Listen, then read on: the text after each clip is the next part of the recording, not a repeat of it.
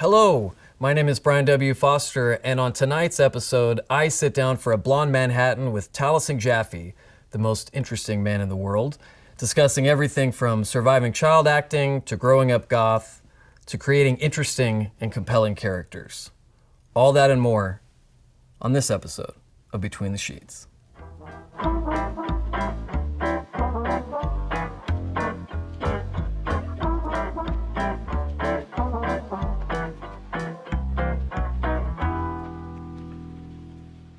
What are we drinking today? We are drinking a blonde Manhattan. Ooh, cheers. Cheers to that.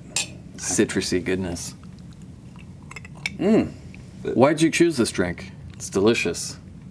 I was at a friend's house who has a very complicated bar setup, and I really wanted a Manhattan, and the ingredients for a Manhattan didn't exist, and so he kind of bullshitted the whole thing together with, what's the base of this again? It's moonshine. It is literal moonshine. Yeah. And I didn't find out till months later. I was like, somebody's got to have done this before, since it's such a good fix for that problem, and it was so tasty. It's a fix for a lot of problems. So yeah, it was just kind of a happy accident that we ran into. Yeah, it's citrusy. It's strong. Yes. Yeah. Very strong. We should take our time. We have a lot to talk about. So where'd you grow up? Here, born and raised, L.A. It's so rare you meet someone Does that's not happen from often. here, right? I was born in Venice Beach. Wow. Like off the canal. Someone was juggling fire sticks on rollerblades passing by as you were being brought into this it was world. hundreds of years ago, so it was just sticks on fire. Oh yeah, that's true. It was actually the day the wheel was invented. It was an auspicious day. You come from a pretty big family, a pretty interesting family. What was that like growing up here with? Thankfully, I'm the oldest of my generation in my family, so I didn't have to deal with any of them growing up. They all had to live up to me, which was much easier. Yeah.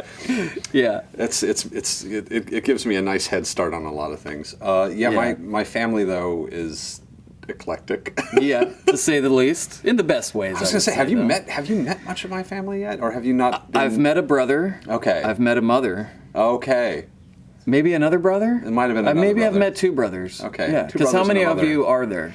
Well, I mean, there's oh God, it's complicated. There's my two brothers and my sister, and then I've got some cousins that get interesting, and then uncles and aunts, and then the family is extensive. My dad and that side of the family, which is a different kind of strange, but also equally strange. Yeah. And your grandfather was George Axelrod, a famous writer, director, producer. Definitely writer and director, and a little bit of producer, although it's one of those things where he was occasionally very unsuccessful at it, so I don't know. Yeah. If that's going to make the old CV. It goes even further behind his parents. But on the other side, on the carpenter side of the family, I have great grandparents who were in the industry as well. Like it actually goes way back. My great grandmother was an actress. Betty Carpenter was a silent film actress. Yeah. A couple of her films still exist. They're hard to find. Really? Yeah. That's pretty crazy. Two. And then she married a producer like you do. Yeah. And then retired. That's what I plan to do. Yeah. Well, it's living the LA dream. My grandfather was a playwright and a director. He wrote. It's so strange to talk about this. I'm glad. I know I'm glad you're talking about it. It's one of those things that we don't normally do in this business. He wrote The 7-Year Itch. Yeah. The play and the film. Yeah. He also wrote the film adaptation for The Manchurian Candidate. Yeah. And did he work on My Fair Lady? Or not something? My Fair. Oh no, he was. No. It was Paris When It Sizzles. Yeah. He did Bus Stop with Marilyn Monroe. Yeah. Oh God, there's a few others. Were you guys Breakfast close? At Tiffany's. Oh, Breakfast at Tiffany's. That's what I was saying, but not My Fair Lady. Yeah. We were very, very close. Yeah. Growing up was at least once a week, if not more. Yeah. Was that your first taste of sort of show business? Was being around him? Well, it was weird. I mean, like the whole family is kind of in the business, save one uncle who decided that becoming a lawyer was probably a better direction to go. Well, with your family, you guys probably needed one, right? Needed one in the family. He's done some work on occasion. He's in Australia. He's deep down there. Yeah, but lawyer in Australia. Sure. He's got a gator necklace on at this very moment and a leather tan. In my wildest dreams. Yeah. So it wasn't. I mean, it wasn't weird because it was life, if that makes sense. And I was working. I mean, I had a SAG card at like 7 months old. I was a working kid. Gerber baby. My mother was a working actress at the time. I mean, my father was writing scripts and producing stuff, and my grandfather, my other grandfather, not George, the other time was producing films, and I think he was head of the DGA for a little while. I mean, wow. like. This is, and then my other uncle was producing for I want to say, was it CBS? He'll kill me for not remembering. He was one of the big executives in one of the television networks. Let's hope he doesn't watch it. Oh God, I hope not. No. There's a great story I remember you telling me about your grandfather, about George Axelrod, about there's so many. when he was having a heart attack. Oh God! What his final words would have been. Oh my God! Oh, so I got very okay. I have to set this up because this is a good story. Yeah. This is a very him story. I got really into Japanese animation when I was a teenager. I became very obsessed with it at a time when it had not quite caught on. Boy, had it not quite caught on to the level it is today. This was in the 90s. And I got obsessed with dubbing. I thought dubbing was really fascinating because a lot of that I felt at the time, and I feel confident in this opinion, that a lot of dubbing was very, very bad. And I was fascinated as to why, and especially growing up. The American dubbing. Oh, the American dubbing of the anime was all over the place and kind of a mess. Some of it was very good, some of it was not. A lot of it was not. And I was fascinated as to why and what was going wrong. And just from growing up around theater people and film people, I was like, there's got to be what's missing. What are they doing wrong? What is this process, and why is it not easy? And became obsessed with it. I started a club in my high school at the time that was an anime club, but we were also doing our own home dubbing. Wow. Trying to and some of it's so bad. How would you do the home dubbing?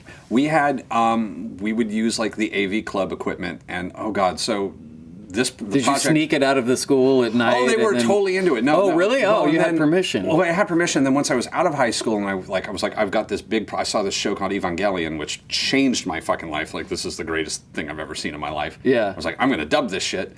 And I got a bunch of my friends together, and like we literally, one of my friends' dad worked for Dole Pineapple, so we got a grant from Dole Pineapple, and we used that money to rent some tape decks, took them to the Valley, to a sound studio in the Valley, and like you're carrying it out, and your friend Ricky's like, "Where'd we get the money for that?" Dole, big Pineapple. Don't worry about big it. Pineapple. Yeah, I know people in Big Pineapple. But like we got, I called up random fucking people. I got a hold of random people. I found a voice actress from the Max through a friend who was like, I was a big fan of the Max. I thought the VO work was great. Yeah. I got Roddy McDowell, who was an old family friend, to be in this thing with really? me. Oh yeah, he came out and did the whole. He came and did dubbing. He did dubbing for me in the Valley. And wow. This is just setting up. So I got George. George. Yeah, George. Your grandfather's. So I wanted him to do a part just because he had. I mean, you can find videos. Of him. His he has voice a great voice. Yeah. It's just heavy and great and wonderful timing. And it's sweltering. It's 100 fucking degrees in the studio, and it's very hot. And we're taking tapes. We're taking takes, and it's going at speed. He's getting a little sweaty, and at one point, we're like halfway through a session, and he looks a little pale, and he stands up out of nowhere, takes 2 steps to the bathroom, and collapses on the ground, and unconscious. And we panic. Yeah. And run in, open the doors, and like start dialing 911 and trying to wake him up. And his eye, at one point, me and my friend are like on top of him, basically trying to like wake him up or like see if he can see anything. And his eyes just burst open. He just grabs our collars and says, "Don't let me die in the Valley!" Oh God! And then passes back out. That's right. That's what it was. And it took several minutes for us to actually call 911 because we were laughing so hard. Oh, I bet. It really interrupted the ambulance. Thankfully, to the hospital. Yeah, and thankfully he was fine. He survived that. Oh but yeah. If those would have been his last words, it probably would have been the most. It would have been very brilliant. Yeah. Yeah. It's interesting to me because every story I've heard about him, it's like Taliesin makes more and more sense. Oh yeah. No. And then when you meet someone from your family, it's sort of the same way because you guys are all very personable and very dark. Dark, a lot. Everybody has their own eccentricities, which I think is really interesting. And we're snarky people. Yeah. I mean, but not like hatefully. Yeah, it doesn't come across like bitter or like when I do it. Coming from that kind of a family, and it doesn't sound like when there's that many sort of talented people in the family, a lot of times there's competition. It doesn't really sound like that's how it was for you. No, I mean, and we were all kind of had our little fiefdoms. Yeah. We were not, and there was no real competition. We would compete with other people, but amongst ourselves, we would just demean and belittle each other out of good fun. Yeah. It was a practice and fun, and then we would be truly cruel to people outside of the family. Yeah. No, that's how a family stays together. And everyone did well. It was, I mean, we were all one form of another successful in what we were pointing out to do, whether it be emotional success or financial, and both were given pretty decent weight by everybody in the family. So. You seem to surround yourself with a lot of different types of people. You know, a lot of people, you can look at their friend group and the closest people to them, and everybody sort of resembles each other in some way, sure. Personality-wise. You have such a diverse group of people. I've collected a menagerie. Yeah. You have an army of the dead following you all the time. So yeah. It was a bunch of different things. Child acting is weird. Yeah. And it makes you a little. It's a weird thing to have happen to a person. And my experience as a child actor was weirder than most. Why? My parents were not gung-ho about it, so there are aspects of the business I just didn't have to deal with because they were not pushing for it. Mm-hmm. They were very trepidatious about everything I did. There were a lot of good gigs I turned down. What's one you turned down? That maybe I would know about? Here's a fun one. Apparently, I was offered Elf. Not the alien, but the kid in Elf. So really? We were one of the people offered that part, or at least at some point it was floated. There's these things. I think Daryl was another one, if I recall. I'm sure it's been so long it doesn't matter anymore. But that would have been interesting had you ended up on Alf. I'm really glad I didn't. But yeah. At the time, I was very upset and going, "This is a bad choice." And I heard it was kind of a contentious environment. Everything my parents ever said no to ended up probably being for the best. My mom had a good spider sense about these things. Now that's interesting because a lot of times when you run into people that end up child actors, there's Parents a lot of are very pushy. Parents are very pushy. They're showbiz parents, or they're trying to take all of their kids' money. And my mom had been an actress, so she kind of had a sense of it and was aware that it was kind of she was aware of the pitfalls of it, and also had grown up also in this environment with my grandparents, so was not enthusiastic. Yeah. And also just due to the nature of the way I grew up and spending time away from school, I didn't actually know any. The thing that happens, I think, to a lot of child actors is that they're bouncing back and forth between an attempt to maintain a normal social life with normal children, and then this work environment, and then back to a normal social life, which I think can be very dissonant. Yeah. I didn't bother ever meeting any other kids. It wasn't really a thing that happened very often. I knew a few, but there were very few. Was it hard to relate to kids that you would be around that weren't in the business because it was such a big... I was never around any of them. So just avoid them altogether. I didn't really, I knew a few, but they were very rare. By the time you started to really figure out, okay, this acting thing is working for me, did your parents kind of come around? Because you said they were a little reluctant. They were. I mean, I had a good agent. I had a heart attack. I was watching The Disaster Artist. Yeah. Oh, that's right. I was watching The Disaster Artist, and there was the part where he goes to the agent. She had just this old woman with her hair, and it's just smoking. It's just turn around. It's like, all right, and she books. I'm like, yeah, I feel that. And then they're like, I signed with Iris Burton. I'm like, oh, too real. That was your agent. That was my agent. Yeah. I had to stop the movie right there. That's I remember too you much. telling me that when the movie came out. It's like, oh, that makes sense. And she was a great agent. Yeah. Bless her. But it didn't occur to me to do anything else. Also, I was enjoying it. I kind of knew it wasn't going to last forever. I wasn't as emotionally invested as some other people were, and I made. And what do you mean? Well, I mean, a lot of those kids, it really becomes part of their identity, and there becomes this big success push where it's like, this is what I'm doing. I don't even really think they necessarily think it through you can't think it through really quickly when you're that age, unless you're weird. Right. And I knew some other people who were a little more. Some of the kids that I met were a little more conscious of it and kind of understanding that this was a small piece of the larger mosaic that is life. Yeah. And I also knew a lot of older actors. I was spending enough time with my grandparents that like most of the people I knew when I was 10 years old were in their 50s or 60s. And Yeah. So that was the kind of advice and kind of emotional energy I was getting was from people who had kind of already been there, and I was a very relaxed, human being in that level as well. Yeah, I would say so. I enjoyed the company of older people. Considering how you turned out, do you think that being around those types of influences and having those kind of voices in your life are what helped you avoid the pitfalls that a lot of child actors end up falling into? I could have. I will say reintegration into reality was rough, to put it mildly. When I did finally quit, very consciously, attempting to relate to people my own age proved very difficult. Very difficult. And if I had succumbed, especially if I had succumbed to the desire to be more like them and be accepted, which could have happened very easily. I could have gone down some very dark paths. I could have definitely gotten. I mean, like I went down a couple dark paths, but like not the traditional. Right. Exactly. Not necessarily the self-destructive kind. You were more of experimenting, right? And No, but attempting to be liked and popular by creatures you don't understand, and I didn't understand how real people, how real children acted at all. They were alien creatures to me, and I had never experienced anything like them, and I was not good at reading social cues or figuring out what was happening. So, is that how you think you ended up really ultimately not caring about fitting in? Was after that experience and going, I can't relate to any of these people my age anymore because my life has looked so different up until this point. At what point did you just say, fuck it, I'm just going to be me? And that's easy. I was at a boarding school freshman year of high school. And did you go to boarding school for all of high school? Just 1 year. It was bad. Yeah. It was definitely a lot of bullying, a lot of suspenders. So many suspenders. It was a rough year, and in the midst of it, I would have what I would call a classical nervous breakdown. Oh yeah.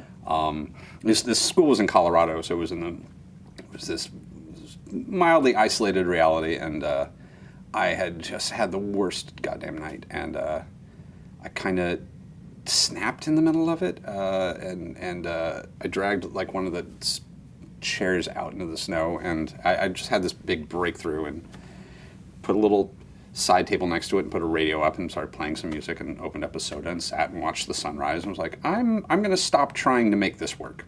Wow. I just kind of had this moment of like, I think my problem is that I'm trying to make this work, and I'm just going to stop trying to make myself fit. Yeah. And I'm just instead going to be and let the chips fall where they may, because this is exhausting, and I'm tired, and I'm bleeding, and I think I've had enough. Yeah.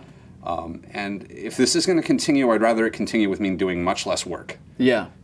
To make these people like me and to be something that they like. And I'm instead if I'm going to be awful and like not liked by these people, I'm going to be not liked for good reasons, and I'm just going to stand by it.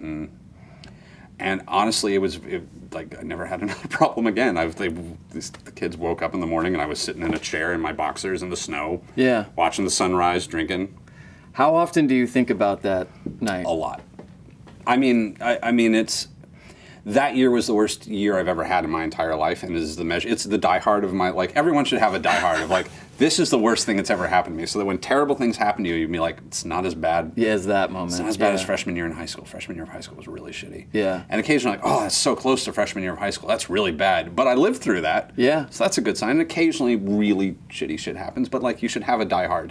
Yeah. To be like, that's the best action movie. That's the action movie by which we judge all other action films. Do you agree that it's a Christmas movie? It is a Christmas movie. Of course it's a Christmas movie. It's about family and love and friendship. That makes me feel better. You referenced a minute ago before you quit.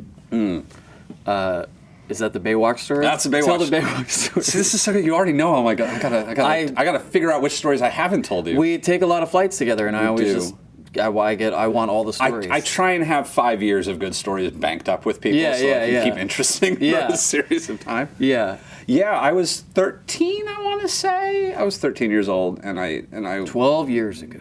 Yeah, well, Lord, way more than 1200. It was in the 90s. 1790s. God. And I got sent an audition for a character in Baywatch. And the thing that you have to do as a child actor is there's a lot of you have to leave school early.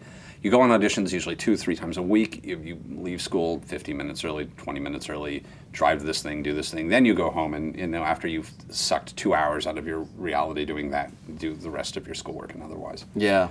It's a lot. Sounds exhausting. It's fucking awful. This script was it was a Baywatch character, and it was like, there are people who write children so poorly, and this was awful. I mean, it was just sappy, saccharine. It was a whole weird thing about showering. It was awful. It was awful and was comedically bad. Yeah. I know. It was like, you're like, and like, yeah, it was a little weird. Baywatch script, you're telling me. A Baywatch script that's comedically bad? It was comedically bad. Wow. And like, it was supposed to be this very intense emotional moment, and like it was so bad. Yeah. And I kept giggling. I couldn't get through it without giggling because it was so dumb to say. When you're sitting there reading the script? I'm reading with my dad, and I'm like trying to get through. It's like when he taught me to jump up, I can't. I can't. This is so, hold on. His response to this was, well, if you can't take this seriously, then maybe you shouldn't be doing this.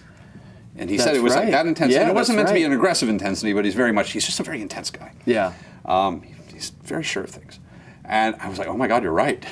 That is such a good point. Call my agent. I'm done. I quit. I shouldn't. That was your epiphany. That was your moment. There are going to be kids in that room who give a fuck. Yeah. Oh, this is insulting to them that I'm sitting here giggling through this shit that could actually like pay for life. No, I shouldn't be. I don't deserve to be in that room. Yeah. I want to grow my hair and like do weird shit. And yeah, I'm done. That was it. Yeah, I'm out. Have you ever regretted that decision? No. Yeah, it doesn't seem like it. You seem too happy to have a regret that would be that heavy. God, I don't even know if I have any regrets. Do I have any? I have a few regrets. Regrets are always about saying no to something. They're never about. It's always like these. So your regrets are, I wish I would have said no to this or that. I wish I would have said yes. It's always like things where like, I don't know if I'm the best person for that gig, or I don't know if I feel like I have enough experience for this thing. Yeah. And then I watch the person who does take it just make a shit show of it. I'm like, oh, for fuck's sake. I have a feeling, I've always nourished the suspicion that regrets are, like poison living inside of us. The only thing the regrets that I'll dwell on are if I've treated someone poorly and I regret that behavior. Oh yeah, well that's fair. And I definitely, I mean like anybody who has any basic level of human decency. Oh, I was going to say mental illness, but one or the other works really well. Yeah. Yeah, it definitely has that like midnight thought of like, oh God, that poor pizza guy that I really treated poorly back in 1994. I remember every moment of that conversation. Why was I such an asshole? Yep. If that pizza guy is alive and watching, I'm so sorry. He is. He knows who he is. He knows who he is. He doesn't. He'll never forget because someone put a ball gag on him when he went to the house to deliver a pizza. He's like, that was the guy. Mohawk man. Oh, I was like 9. Are you kidding? It was Bowie hair at the time. I want to know what you did to that pizza man. I cut in line and was kind of rude about it and was very demanding, and then he kind of gave me a talking to, which I deserved. And that stuck with me. I was like, I was someone who could not handle talking tos from adults that weren't my parents it did not when go I was well. a kid. Don't come at me with anything. I'll eat you alive. I froze until post freak out in junior high in freshman year of high school. Freshman and then year. I went like full Heathers and was like, fuck it, whoa! At what point, though, in this youth, did you become the lord of the underworld and start getting into the goth scene in LA? It kind of started in junior high, and then it crystallized after freshman year of high school. Was it because of people that you were around? Was it because of stuff that you were reading? What really? I was aware of the goth kids in junior high school. I went to a performing arts school that was it's comically LA. It's called the Crossroads School for Performing Arts. I mean, everyone sounds very. It's if you're from LA, you know it, and it's where the most obnoxious children come from, and I'm definitely part of that crowd. Yeah. And it's got a really good theater department. It's one of those schools where the theater department is given a lot more love and attention than the sports department. Oh yeah, that's rare. Yeah, there's things like if you're in a current theater production, you get to pick a test to just blow. You're like, oh, that Spanish test, I ain't taking it. Boom. Are you serious? Yeah. How many of those do you get a year? One. One, but it's one per performance, so technically you can get 3 a year. Wow. Boom. For each of the plays or whatever? Yes. If you book all 3, which the competition was heavy. How long were you at that school? 2 years. Okay, so that's where you met some of the people that... There was it was the goth kids who were going to the Rocky Horror Picture Show at the time. I was a little young for that reality. I kind of just got in freshman year and was like, this is amazing. And then Jim Henson died, and I wore black to school. And then never stopped. I love that that's one of the big points of connection for that. It really hit me. Yeah, because for you it's not a phase, it's a lifestyle. Well, I mean, and it made so much sense. And like there was if you look at the way that his funeral was handled, it was such a testament to a certain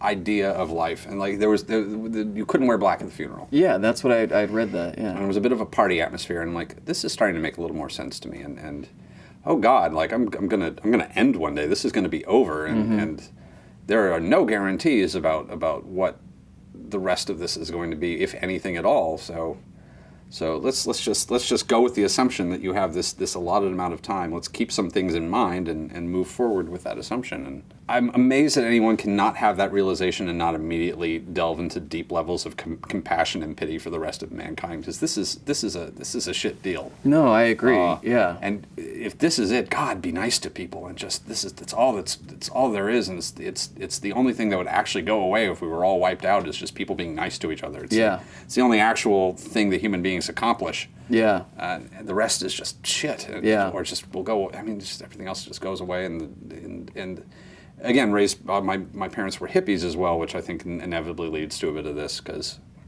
there's a bit of death denial in that culture. Yeah.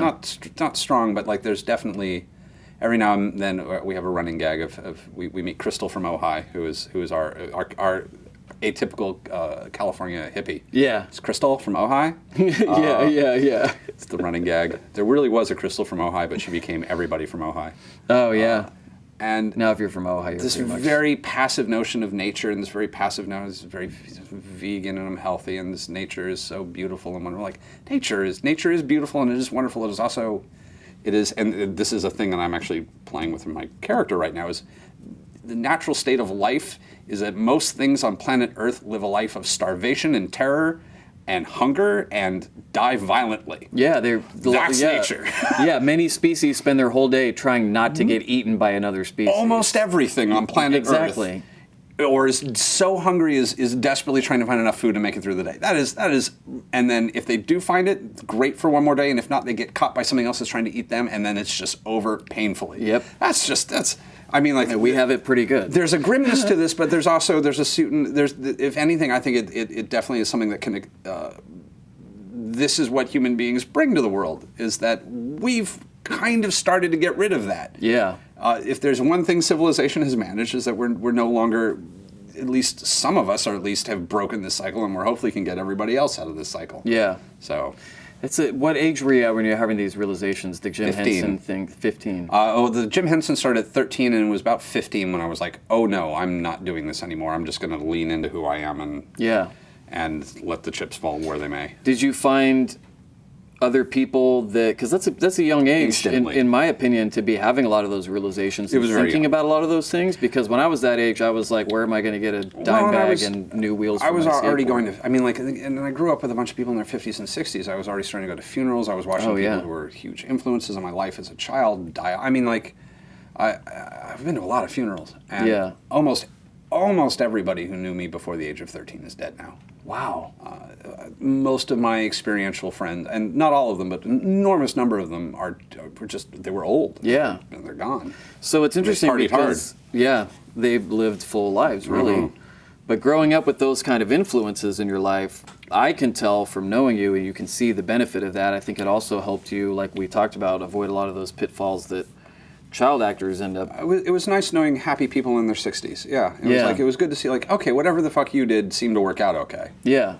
And a lot of that was have money, but yeah, right, exactly. Working on some days, some years better than others. Yeah, true. So you found people immediately that were sort of at that same place as you were around that I age. went to the Rocky Horror Picture Show, which was very helpful at that time, and most of my experiences there were very positive. Obviously, everybody has some negative experiences in that kind of environment, but I met a reasonable amount of like-minded, reasonable people who were looking to do something a little off the beaten path, whatever that was, and that was very helpful. And some of those people I'm still friends with today. I mean, it's been 25 years, and I still know where they are. They still know where I am, and we still do things together. Yeah. That was, I don't know if it's still such a good place to find people like that, but definitely at the time it was a revelation. Yeah. And that's where a lot of the goth kids coming out of LA and the Valley came through, and we definitely kind of met the people when I started moving out and living on not quite on my own, but with roommates in Los Angeles, because I don't know how anyone lives on their own in LA. It's so expensive. It's expensive, and it's hard. It's a hard city to live in alone. Yeah. Some of my best friends came out of that. You're somebody that always has a strong sense of community. So I'm listening to you. Yeah, I'm listening to you talk about your family situation was a community, a fucking crazy, awesome one, but still very a community. Amazing people who were always. I got to meet amazing people, and I got to spend time and have conversations with just strikingly intelligent, brilliant people who have done good work.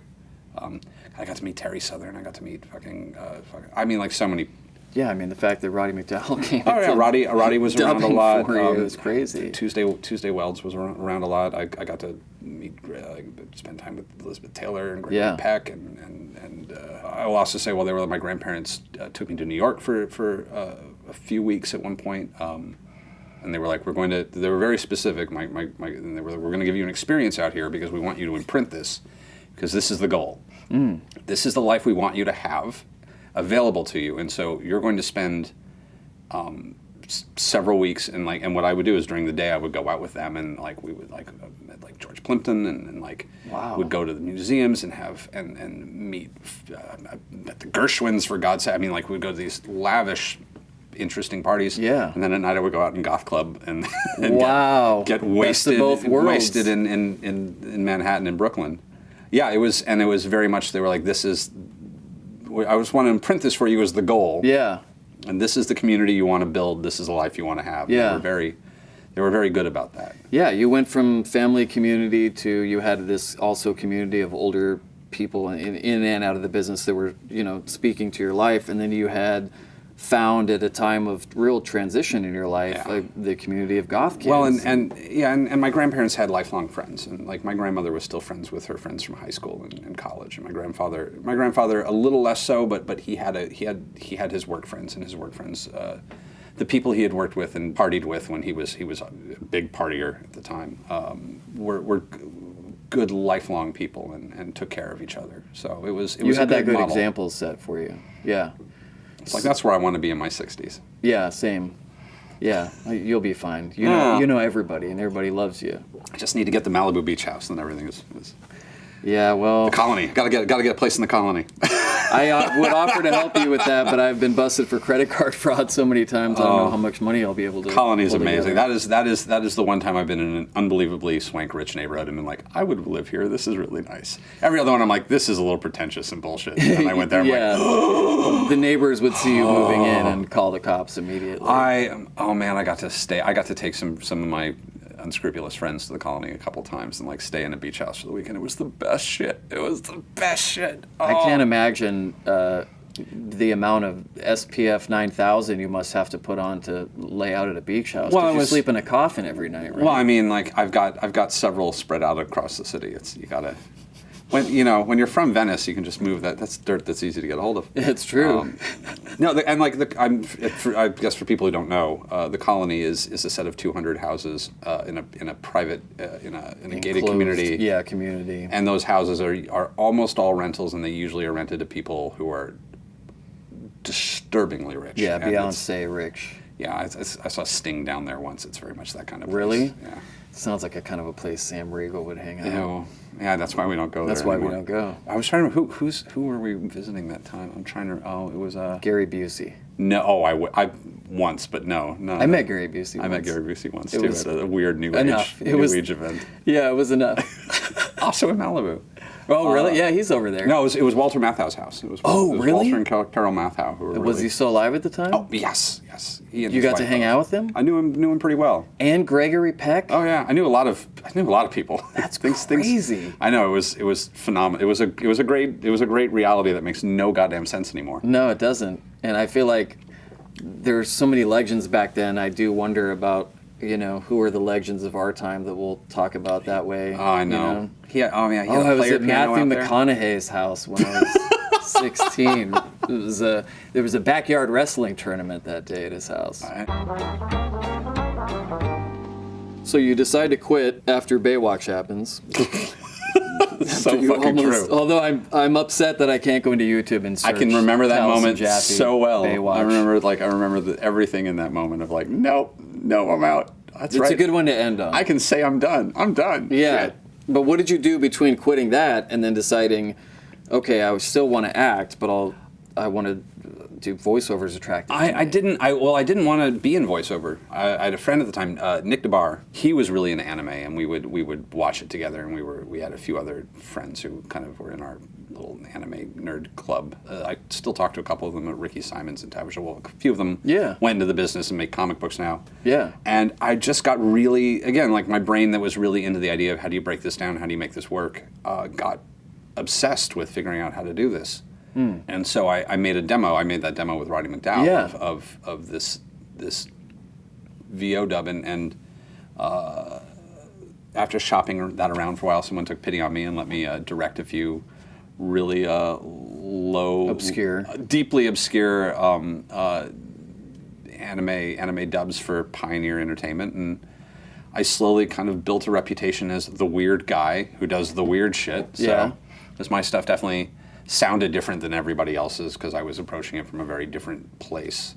Because you think that was influenced by how big of a fan you were of the. It was influenced because I was coming at it from a technical acting standpoint of like, why are these performances not landing? What is it that feels off about this? The things that people are complaining about. Oftentimes when you see people complain about something in a film, what they're complaining about is not what they think they're complaining about, if that makes sense. Yeah. Of like, if you're saying like this performance, the beats here are really weird, you're not complaining about the acting, you're complaining about the editing. So when I say that I absolutely hate Ben Affleck and Batman versus Superman, you're an asshole, is what I'm saying. Oh, okay. No. Well, we knew that going in. No amount of editing can fix that. I feel bad. So then you're directing. So then how do you end up getting on the other side of the mountain? Honestly, just occasionally because I hire somebody who can't quite do it, and You'd have to start stepping in, and then at some point I start doing it in other shows, and it just is sort of a slow roll. And you direct long enough, and you should pick up how this works. Right. Yeah. And I do eventually. And I was an actor, and I was trained, and I was I've done theater, and I was still doing like a little bit of theater on the side, and I was like, okay, I don't know if I can make a living doing this, but this is fun and I like it, and it's low key, and I can fuck up my hair, and I don't have to do. There's a whole bunch of stuff that you normally have to do for on-camera acting that I don't have to do here. So it's the stuff I like about acting, and part of it with the acting was also I knew I was never really going to be the guy on a horse in full armor doing like dumb shit. Probably not. Yeah. And it's like I'm aware of the kind of parts I'm going to play. I don't want to play those parts. Yeah. I'm kind of done. But I get to be the guy in the armor on the horse now. Exactly. So. Did part of you miss the actual acting that you did as a child? Was it like you enjoyed that? You enjoyed the performance art aspect of it. You didn't care for celebrity and a lot of the stuff that people get hung up on as a child actor. But did you miss playing characters and really embodying somebody else? Yeah, I missed making interesting decisions and having. But I loved writing, and I got a lot out of that. Although very little of anything I wrote ever got produced. Yeah. Well, that's how it works, right? A pile of good D&D characters. Some of them could still come out. Oh, yeah, they do. And directing is really. Oh God, if there's anything I miss right now, I really miss directing. Really? I love. Do you like the collaborative aspect of it with working with other people? Do you like shaping something from page to screen? I love actors. Actors are the fucking best. You're the anti-George Lucas. Yeah, no, I mean, like, and poor George is like this, but like a lot of directors I meet these days don't have the slightest fucking clue how actors work or what to do. They're just like, and act. Yeah. I'm like, say it like this, and then you're like, oh Lord. Give you line reads versus, And being able, and like I've had so many actors, like I've been in a booth with people and we've been workshopping something and getting it working. I've had so many actors just have that moment of, what the fuck is that? Oh my God, that's so interesting. Can we do that? I'm like, yeah, let's do it. Yeah. And found so much, it's such a thrill finding something with somebody in that way and finding a new, something new in oh God, this is so crafty. This is so behind the voice actor. Tell me now. So one of the things I love is script readings, and I would sometimes write something, and then poor Lauren Travis. Was it Lauren Travis got to go to my script reading ages ago for some pilot I wrote that I was very proud of. Never got made. Is it on tape? No, maybe. I took them to this weird house in Malibu. It was great. You keep taking people to weird houses in Malibu. What I do. Yet they all keep coming out alive. It's so weird, but I wonder how transformed they are in the process. I'm getting better. One day I'll lose one. Hopefully it's not me. But yeah, I had this script that I wrote, and I had this character, and I had an actor come in and sat down and read what I wrote and found something in it that I hadn't seen. And I've never had, and like watching an actor take a script, read it, and then as a writer going, well, I have to go rewrite everything now because you just changed. I don't even know if you're going to be the person who plays this part, but you just fucking changed everything. Yeah. Because whatever it is that you brought is so interesting and was here that I missed. Yeah. It's that collaboration. It's finding things in people. It's bringing people on emotional journeys. I love watching people sculpt these things, especially people who are really good at it. And I love watching young actors get better. I love watching people get better at things. I love watching. It's just. Yeah, it's fulfilling. What's your favorite voiceover performance you've done? I'm a nerd. I got to play the Flash in Injustice 2. That's. I will play a superhero any fucking time. I love superheroes. I play so many games where a villain comes up, and I think to myself, they should have gotten Taliesin. I love playing villains. I love playing villains so much. Because I feel like the way you approach characters is... I love writing villains. Yeah, and the way you approach a character is, okay, here's the sort of usual tropes, or here's what people would expect from someone who is this, looks like this, sounds like this, etc. I'm going to remove all those pieces and then add in a lot of unexpected things. I love. I mean, like I get obsessed with it. There's definitely there's some auditions I've turned in that have definitely been like, I'm never going to get hired, but man, I'm proud of what I just But you wanted to make a choice. I was like, I made some choices, motherfucker. Yeah. You asked for choices, you got them. Like, they're probably at home listening to it going, what is this? What the fuck is this shit? Happy I'm with like, it. I know this character better than you do. Speaking of, how does that... So the voiceover community is also another... So you're jumping from community throughout your life. The voiceover community is a very small, tight-knit group in Los Angeles. It's everybody pretty much knows each other. Take care of each other. Yeah, we see a lot of the same people, a lot of the same stuff that we go to. And definitely a group that looks out for each other. Yes. And then that's how you end up meeting some of the people that end up on Critical Role with you and starting in that home game. I'd like to think I have an eye for talent. One of the other things I used to do is I was a casting director. My mother was a casting director. I was a casting assistant for a while. And your mother was an acting coach too, right? She was an acting coach, a manager, casting director, actress. She worked a lot. Yeah. Last things was a high school theater teacher. Wow. In her retirement. She had a lot of eccentric clothing choices from her kids she had to support. Well, we had needs, all of us. But I've been in voiceover longer than just about everybody in Critical, and then longer than anybody in Critical Role. So I got to watch Matt Mercer happen. I got to watch Lauren Travis happen. I got to watch Sam and Liam happen. I less got to watch Ashley happen because she was happening in a different corner of my reality. Were you working in Dallas around the same time that Travis and Laura were starting up over there? Because I know you had met them. So they had kind of they were both already kind of conquering. I ended up in Dallas for a year. I got I'm very good friends with a director out there who's now out here named Chris Bevins, who was kind of one of the more experimental directors out at Funimation. And I was kind of in a weird place in my life at that moment. I didn't really know what I was doing. And he was like, we picked up this show called Beck.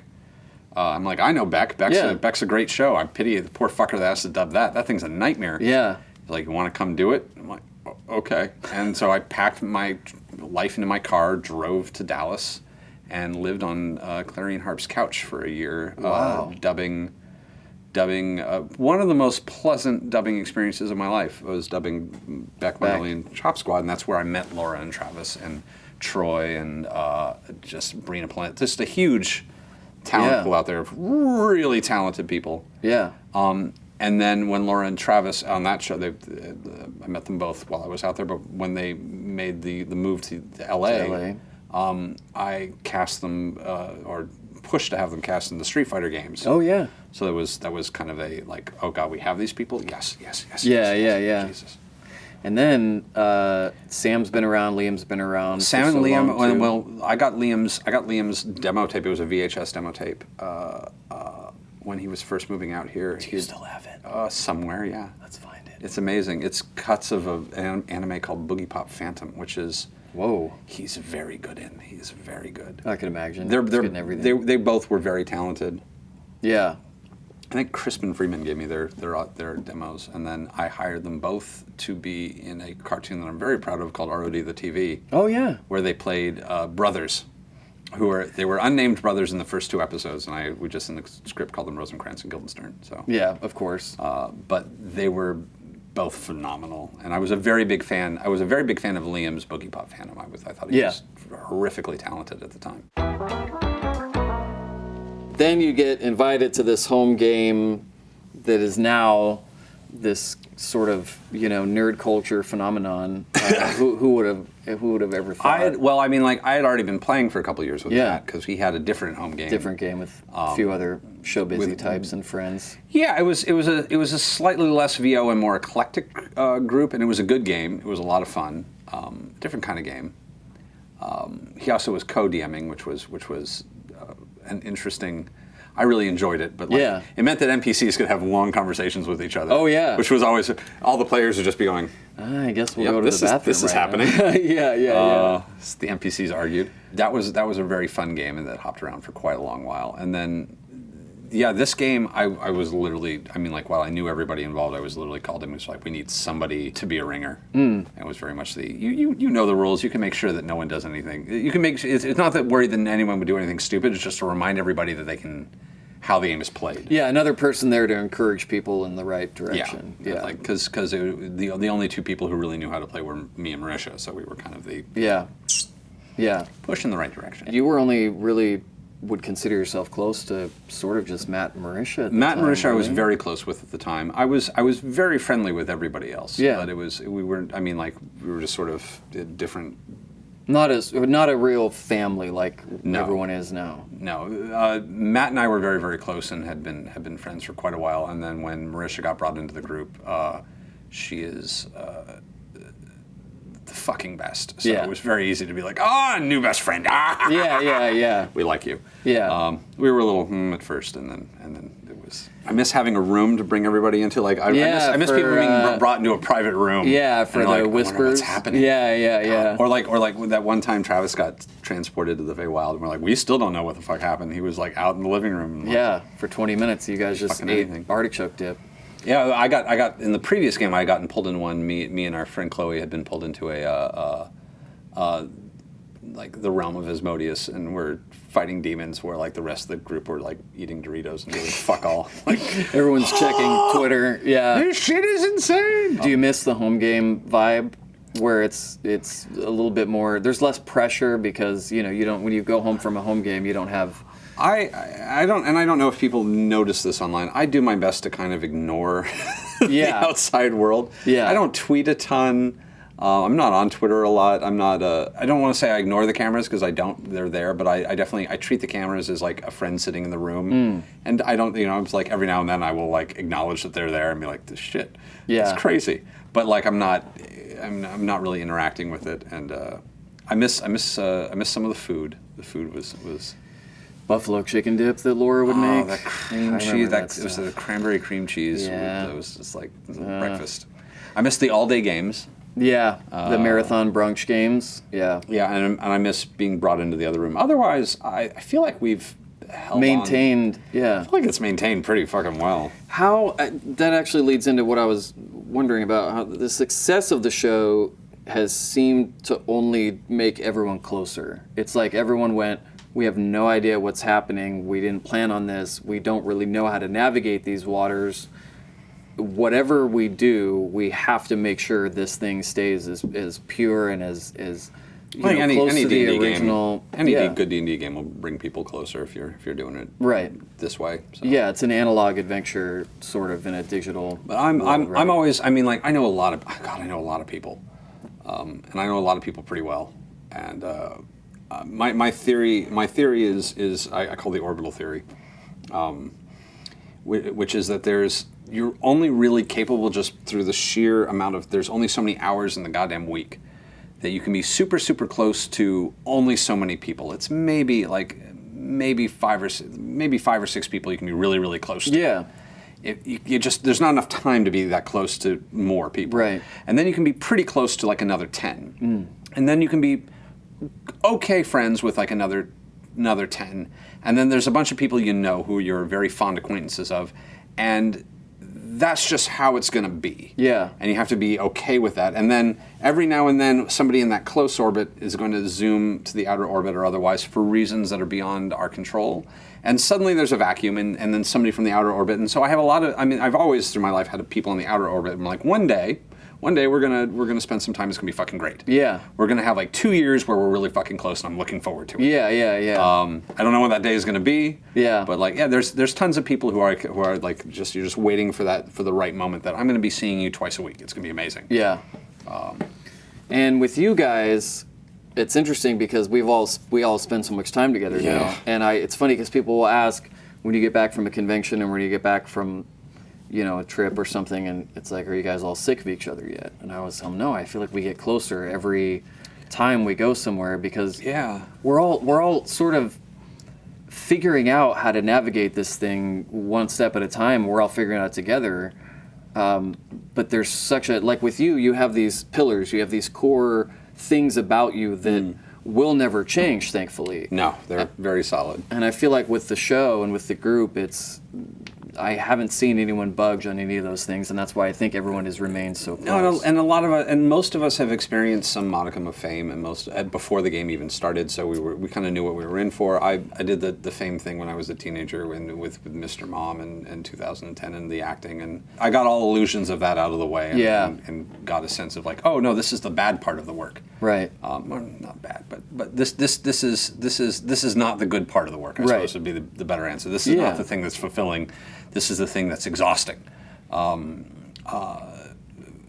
here are the ways that you can make it delightful, and here are the ways that you can make it positive. But this is not the reward. The reward lies elsewhere. If you think this is the reward, you're going to get it's like eating the packaging of the food. It's really pretty. Someone worked very hard on it, but you're not supposed to consume the damn shit. Yeah, the rewards in the relationship, really. The rewards in the work and the people you're doing the work with, and the reward is in the best work, and again the people directly in there, and then anything else is you can make the best of it, and it's phenomenal knowing that everyone is enjoying this and is touched by this, and that there's good that can come out of this.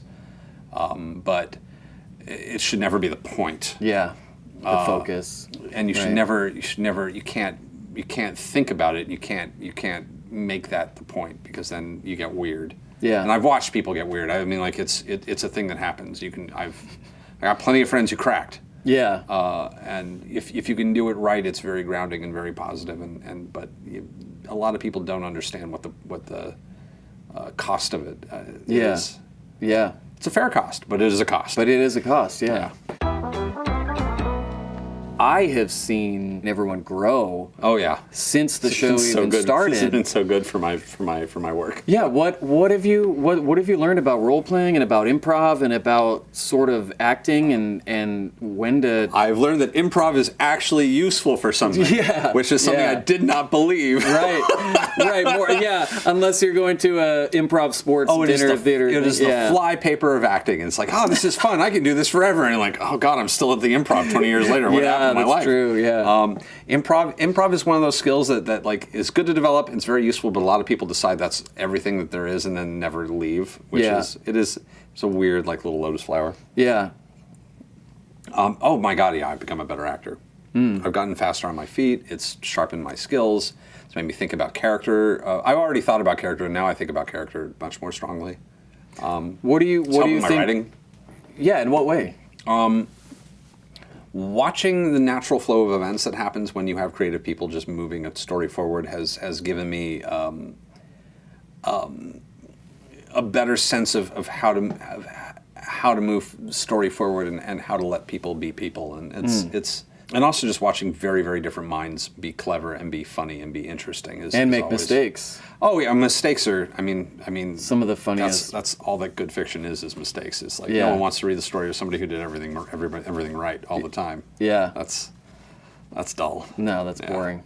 You create memorable characters, and I'm thinking about just in the D&D world alone. We've talked so much about Percy. We've talked so much about Molly, and now Caduceus is on the scene.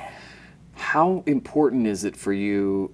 You know, we talked before about how Molly really resonated with a lot of people, and how I said that was a testament to your heart and personality that you put into characters. How important is it for you to go, I want this person to have some of my qualities, or, you know, if I'm playing a character, I want it to be a completely isolated and separate person? I don't believe in isolated and separate people. So there's Percy definitely has a lot of me in him. Meaning anything that you will play or that you will create will inevitably have something of you. We're complicated mechanisms, human beings, and there's a lot of Percy came from questions about myself, and a lot of Percy came from Percy was originally a script.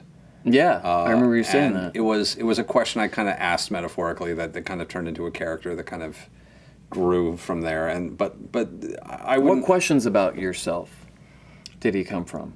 What is the person in the bargain that I can love and relate to, that when offered, I can give you this thing to satisfy a very base feeling in you, and in return, 10,000 people you'll never meet are going to die. Wow. And it was very much I want to find a person I can love who can say yes to that. And he was kind of the beginning of a person in the original story that I wrote, was very much I'm consigning the future to this inevitable negativity in return for my own personal satisfaction. Wow. It was much more flowy in the time, and then for Percy it became how do I make this a person that how do I find a positive resolution for this character? And my belief for a long time was that there is none. It's like once you have somebody who makes this decision, very much in the same way like Nobel being a good example of like somebody who did something fucking terrible, and the repercussions of which we are still living with, and sure anybody could have done it and anybody would, but not unredeemable. Well, and that's the question: is he unredeemable? Yeah. Is a person like this? At what point? What is the redemption, and where does that come from, and where does peace come from once you know that you have fucked up that badly, and when you know that you're a person who, in that moment, will make the wrong call? It was really interesting, and I couldn't believe that I found a resolution for it. Yeah. But then with Molly was never going to change. That was not a character looking for anything. That was a character who Percy was Iron Man. Mm-hmm. It was like, I'm a fuck up. I need to find some resolution to myself. Molly was Captain America, which was that the world is going to have to resolve itself around me. Right. I'm never going to change. This is not what Captain America does. Captain America forces the world to contort around him until it breaks. Yeah. Of this is how a person acts. Yeah. And very much in the Priscilla Queen of the Desert vein, it was going to be this no, no, every goddamn moment. Yeah. And I was looking forward to seeing how many situations I could get to and just going like, no, no, fuck off. Yeah. And Caduceus is very similar, where it's going to be, although since I was rushed. Yeah, right. Lord. I'm still trying to figure him out, but he's a lot of the same questions and just from the opposite direction. So I think he's got shit kind of figured out, and so it's going to be him forcing the world to contort to him. Interesting. In a similar way. Yeah. Yeah, not a character looking for anything, but a character instead who's just going to warp the world around him as opposed to be warped by the world. What do you start with? Do you start with ideas? Do you start with bonds? Do you start? And I'm not talking in the traditional sense. Percy started with a script. Molly started with a friend of mine, a friend of mine named Burning Dan, who is a fascinating cat you can read about online, who's sadly passed on as well. But was a friend of mine who kind of at a certain age, he was an IT guy, and then at a certain age he was like, this is bullshit, and just threw it all away and started over and became imaginary in this very complicated way. Yeah. And it was fun and fascinating to watch, and it was really interesting watching this person sort of become a minor deity in his own reality. And he was a big influence on Molly. He was a huge influence. I mean, there were several people who were a huge influence on Molly. He was definitely one of the. He was the brightest of them. There were a few other darker friends of mine who were very creative people, who were very passionate and very. It's my polite way of saying they slept around a lot. Yeah. Appropriately. Passionate. But who were tortured by that and definitely didn't do as well in emotionally from that. And then a few of my friends who were also going through similar awakenings of emotional self. A lot of him came from that nervous breakdown in high school. Very much the just fucking do it and it'll be fine. And there are things about that character I still can't talk about because they made. Yeah, I know. That's interesting. It's funny to me because I remember talking to you about Percy and some of the people in your life too that influenced that character, and a lot of people will approach a character they create and they'll draw from, if you ask them some of the influences or some of the people or characters that they thought about when creating a character, they'll reference other fictional characters and examples. For you, it's always people that have been in your life or that have passed through at some point, or that you still have a part of your life. I'm not as interested in fictional people. Yeah, people are far more interesting and more complicated, and someone hasn't sat and deciphered them already. They're a little more mysterious than fictional people. Right. And a lot more unpredictable. Yeah, and you can start to get these kind of, you can learn a lot from it. I don't know. I definitely. I learned a lot from Percy. What makes you comfortable in saying, I'm ready to start playing this character? What attributes do they need to have? This is so actor wanky. Give it to me. Wank it all over me. It's going to be so wanked all over the bar. We have towels. Do we? And really? Max. We have straps of leather. And Max. We have straps of leather and Max. Chunks of leather. It sounds like it's going to be a good afternoon. It's going to be a party. I like having a fundamental question of like, what is this person looking for? What is this person lost, or how is this person broken? Or what do I want to? I mean, like, I remember when my grandfather died, I was very lost, and the phrase that popped up several times is, "I don't know who I'm impressing anymore," and I didn't know what to do. I was very, very depressed. Was it important for you to have someone to impress? I didn't know it. I didn't know. Human mind is mysterious and filled with pitfalls, and thankfully I've had many opportunities in my life to be reminded that I do not know my own mind. Well, so many of our actions are subconscious. They are, and it's one thing to know that, and it's another thing to have it proved to yourself. To have it, yeah. And I've had several wonderful opportunities to be proven, like, you do not know the depths of whatever. There's an ocean, and there's shit happening down there, and there's some fucking Loch Ness monster shit, and you just got to be prepared for there was that Johnny Cash on The Beast in Me. Yeah. There's like shit's going to go down sometimes, and you're not going to be ready for it. And you're not going to know where it came from, but I assure you it's in you. Yeah, and it definitely I've dealt with a lot of death, and I don't want to say I'm used to the process, but I know what it feels like. And yeah. I know how to cope with it. pretty successfully, and I definitely was not prepared for this apathy.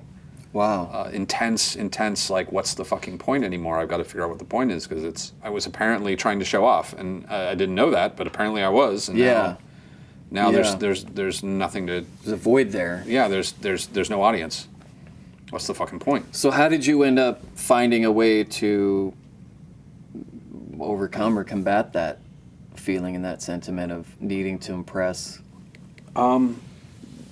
I feel like it comes with an understanding of accepting who you are. And it's all internal. Need to. Yeah, it's that moment of it's a mix of a couple things. It's one, and this is so trite, but it's irritatingly true, which is you have to internalize all these processes. You have to get really good at being your own audience. You have to be really good at being your own judge of what's interesting and what's worthwhile. And the less emotional work that you can farm out to things outside of yourself, the less likely they are to be interfered with by things that you cannot control. Yeah, that's good advice. So yeah, it's Harry Potter did it well. It's what's it called, the things that Voldemort had, the little. I'm only on the third book. Whack. It's literature. Read it. No, but I'm working on it. I'm busy. I love that metaphor, because he's a character who is put aspects of himself out externally, which means that, like, there's these things that are giving him a whole bunch of energy that are outside of himself, but it also means they're all really fucking vulnerable to a bunch of kids coming over and going, fuck you. Yeah. And that's true. That is such a good metaphor of, like, if he had just absorbed all that shit, there would have been nothing anybody could do, but he had externalized all this shit. You can only do that so much before you're spread too thin. Well, and it just makes you vulnerable. If you're that concerned with what people think of you, if a stranger can come up to you and just say something to you, and that can ruin you, that's so. Your skin's not so thick enough. vulnerable. Yeah. You're so vulnerable. Yeah. And I don't want any stranger to be able to fuck with my feeling of self-esteem. God, no. No, you've worked too hard. No, this is thousands of years. This is hard. There's been a lot of shopping involved. Yeah, that's true. Yeah, I want to be okay when someone inevitably says something shitty to me. I want to be able to be like, well, fuck you too. Jesus. Yeah, bounce it off. God, mother raise you. Jesus Christ. Give her a slap. What type of stories get to you? What type of stories move you? I was raised on 60s pop, so I like weird, introspective. I have a terrible... We've talked about Wrist Cutters. Oh, man, I fucking love Wrist Cutters so much. I know. It's so good. Not a lot of people know about it, but they should find it. So my fucking jam. Yeah. God, did you ever see Oh Lucky Man? Yes. That was a big movie for me growing up. The Man in the $1,000 suit. $1,000 suit. I love weird. I love. I mean, like, the '60s are really my. I was raised by pop '60s kids, so it was really. I love anything sad. I love something sad, like Brazil. Any good Terry Gilliam tragedy. Yeah, Brazil's a good one. Why sad? Oh God, what's the Doctor Who writes? Sad is happy for deep people. It's such a shitty line. Sad is happy for deep people. It's such a shitty line, but I love it so much. That's a bumper sticker for someone who drives a car that lives in the colony in Malibu. I feel that despair is an intensely important feeling, and I like artificially inducing it in myself so that I can be better prepared for it later. How do you artificially induce despair into your... Brazil. By watching something that brings that out in you. It's interesting. Angels with Dirty Faces, Chinatown. Yeah. There's a series. I have a list of films like that. Things We Lost in the Fire, Requiem for a Dream. I can't watch that anymore. That wrecked me. I saw that with my roommate Hannah and really. And oh yeah, we were like, well, that happened. Oh God. I watched it with a few friends of mine that I grew up with and lived sort of a similar lifestyle to, and when we got done, that movie sobered a lot of people up. We had the movie theater. Yeah, exactly. It was very catapults went in both directions when they came to that movie. Yeah, that was a dumbed down version of some of my teenage years. I genuinely, my Short Bus is mine. That's a dumbed down version. Oh yeah, Perks of Being a Wallflower. Yeah. I genuinely, I used to judge people for owning a copy of Requiem for a Dream. Really? Yeah, I would have like yeah. if I saw it on your shelf, I would literally turn to you and go like, "Why do you own that? Really? Would you come home after work like, boy, it's been a long day. I'm gonna sit gonna down, put on Requiem open up a for a beer, Dream." put on Requiem for a Dream, and just chill out for the weekend? Like, what? I understand seeing it once, but why twice? Why do you want to feel that way twice? Yeah. Good God. It's interesting to. It's so funny though, because for some people it probably pulls out the same things that Brazil does for you, but it is hard to understand because it's such an extreme example. Such an extreme film, too. Yeah. It's a brilliant film. Of the Aronofsky ones, I'll say The Fountain is my Brazil. I only recently saw The Fountain, and I love it. It went over a lot of people's heads, but I find a lot of good lessons in it. Oh, it's beautiful, and it does that thing that like really. There's a type of art that I'm really that's kind of what was it? It's like ecstatic art. Yeah, where, it's ecstatic art where I like watching it. I can actually feel that tingling sensation of like I'm receiving information from a higher place, whatever that may be. Right. I don't quite understand it yet, but I know I'm it's learning coming every through. time I see it. There's something new, and I'm feeling something new, and I'm making some new insight into it. And there's a lot here, and I'm only capable of in taking so much of it. Yeah. You've had an incredibly full and interesting and affecting life so far. Thank you. It's a little disturbing on occasion. What could possibly be left on the list of stuff that you haven't experienced yet that you can't wait to? I asked that 4 years ago, and now I'm doing a D&D show. Oh, yeah, that's true, right? What the fuck do I do now? It's like, well, I'm doing this now.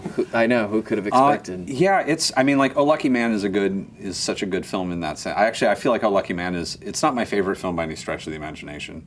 It's also way too long. Yeah. Nor is it Harold and Maude, which is also a great Harold and Maude's the just best. came to my mind. Yeah. That movie made me... Beautifully disturbing. Ruth in so Gordon, many I will ways. watch Ruth Gordon do anything. Yeah, exactly. So hot.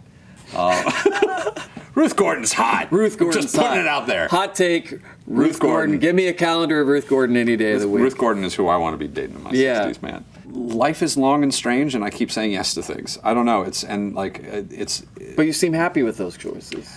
They're choices. Yeah. Choices are way better than not choosing. Not choosing just means that you're at the whims of circumstance, and sometimes you are, and it's inevitable. And I've had some shitty times. I've had plenty of shitty times. Yeah. I've got weird chemical imbalances that send me skyrocketing. I had a depressive episode a week ago. It was thankfully short, and I medicated, and I'm... Yeah. I mean, my wiring has been all fucked up for ages, so I know exactly what I'll sit there and think I'm shit for a week. That happens all the time. Yeah. But... You're the only person sitting there thinking that Taliesin Jaffe is shit, though. Thankfully, no. Thankfully, there are people out in the world who think I'm shitty and have legitimate reasons for thinking so. I just know them all personally. Anybody who doesn't know me who thinks I'm shit is full of shit. Yeah, exactly. No, there's a couple people who genuinely they're like, he did this and this. I'm like, yeah, that's fair, I did. Yeah. But that's a good... Apology owed. Yeah, exactly. But that's a sign of, someone who's in touch with their own shittiness. I don't trust anyone who's never apologized. No, definitely not. No, that's a shit person immediately. Yeah. Yeah, no, I've been an asshole to people, Jesus. Teenage asshole? I've been a big teenage asshole. Just the biggest teenage asshole. You look fantastic, by the way. Thank you. I don't even... I'm not bisexual, but there's really no denying the amount of sexual energy that Always a is good in a time to room start. that where both of us are at the same time. It is. Life's short, do something to a Life's bagel. short, do something to a bagel. I gotta say, like, man, life can be very good. Yeah, right? That's where I'm ending it. Thank you for joining me. Dude, thank you for the drink. These this blonde is Manhattans. fucking me up. Look, we made it all the way down to the bottom. We're all the way down to the Bronx. Thanks, dude. Absolute fucking pleasure. You're awesome. Oh, God, it's so nice to know you. So nice to know you. Now we never have to speak again. This is it. This is it for the next 2,000 years until See we you meet 2019. again. 2119. That's 100 years.